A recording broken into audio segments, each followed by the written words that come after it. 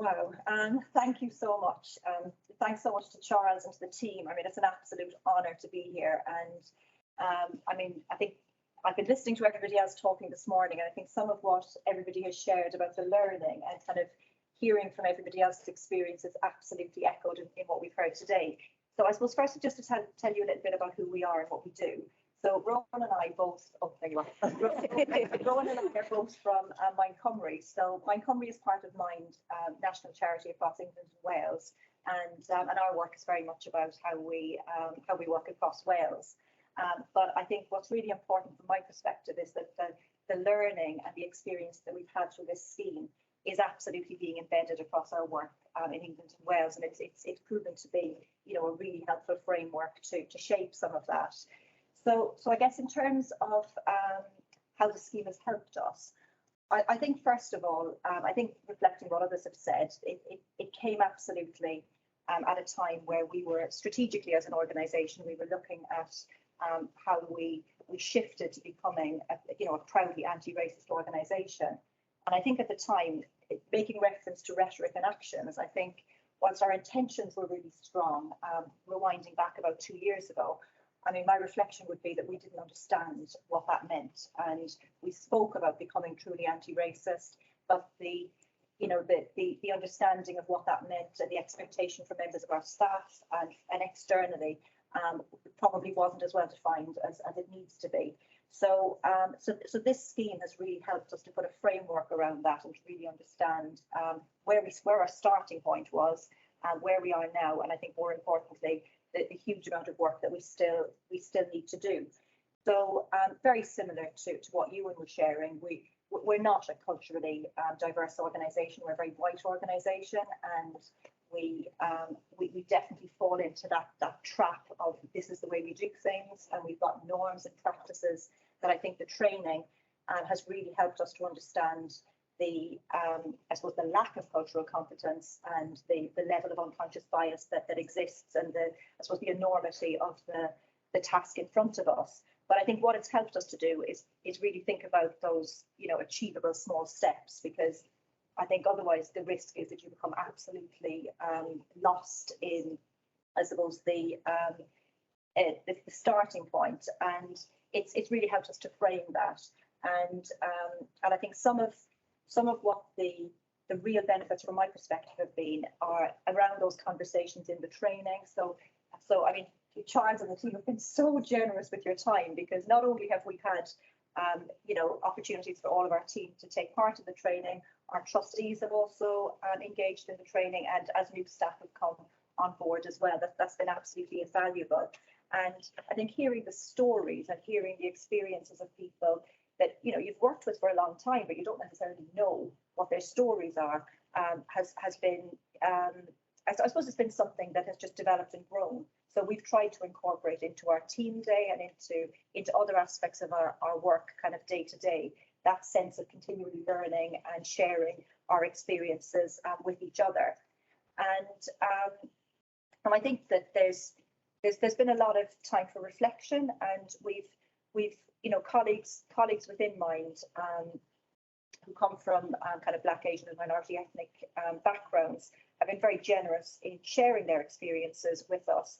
But we've also been very mindful of the fact that we've been drawing too much on individuals, and we've shifted now to bringing in kind of experts and changing our structure and changing our organisational ways of working. I'm going to hand over to Rowan before I kind of speak a little bit more about what comes next. And Rowan is going to tell you a little bit about, I suppose, what we've done in Wales and how the scheme has particularly helped us to change some of our practice, and both internally but also with partners.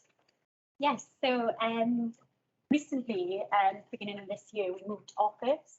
So this scheme really helped us to think about how welcoming our office space is. So in our plans, we made sure that we had a multi-faith quiet room built into our office space.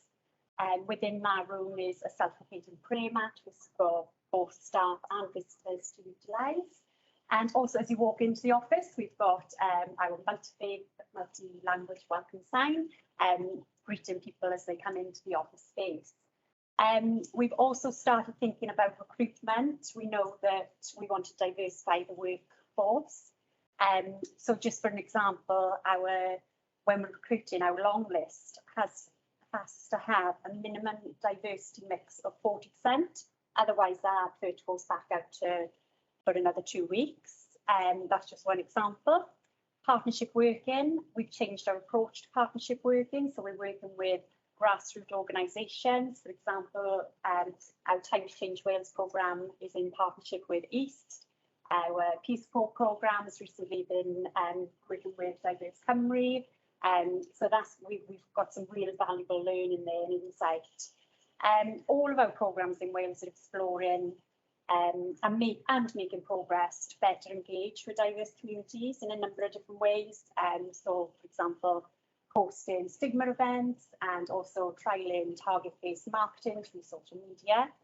And then we celebrate key cultural events at Mind internally and externally. So just to give you some insight into what we do internally, we hold things like lunch and learns, wellbeing sessions. Just next week, actually, we've got scheduled for Black History Month, a cooking class for all staff to learn how to cook an Afro-Caribbean dish, which I'm really looking forward to.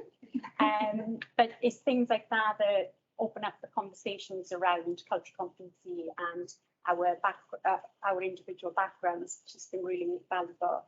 And that leads me on to my next point, really, that it's been really good to see how passionate and engaged all the staff have been in this work at Mind.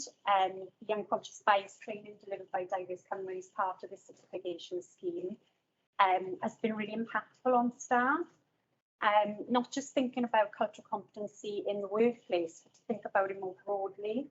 And it's been really inspiring, and we've seen staff taking personal ownership of their journey through this work and their personal development. So thank you to everyone, particularly Charles, who, like Sue mentioned, has joined our team days and various events and meetings. And I'm going to pass that over to Sue again. Thank you. Thanks, Rowan. Yeah, and I think that, Rowan's given a couple of examples, but I think what we're trying to do is just embed this in every aspect of our leadership, our governance, our recruitment, all aspects of the kind of organisational ways of working, both in our kind of service delivery work and our partnership work. We've got a long way to go. We're not kind of being complacent and seeing this as even the midway point of our journey. I think there's an awful long way to go. So some of what's happening at the moment is we're in the midst of recruiting a new post, which is a director of equity and organisational change. So that will, once we've got kind of a directorate that sits beneath that at the moment, that will really bring a voice into our senior leadership, our most kind of senior leadership structure, in terms of how we want to embed across the entirety of the organisation.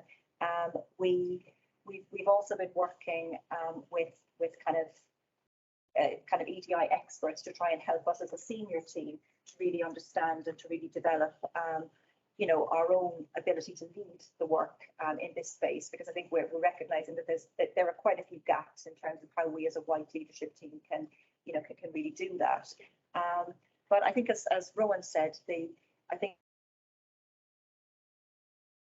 proud of is the passion and commitment. I think Mind as an organisation is absolutely behind this. We've gotten it wrong. We've gotten it wrong badly in some cases where we've upset people and we've said the wrong thing. But I think it's all in the spirit of learning. And I really do thank Charles and Suzanne and the team for kind of helping us to embrace that and to not, to not fall by your mistakes, but actually understand that it's part of the process, and we're all in a similar journey, but we've a long way to go. So thanks very much. Thanks.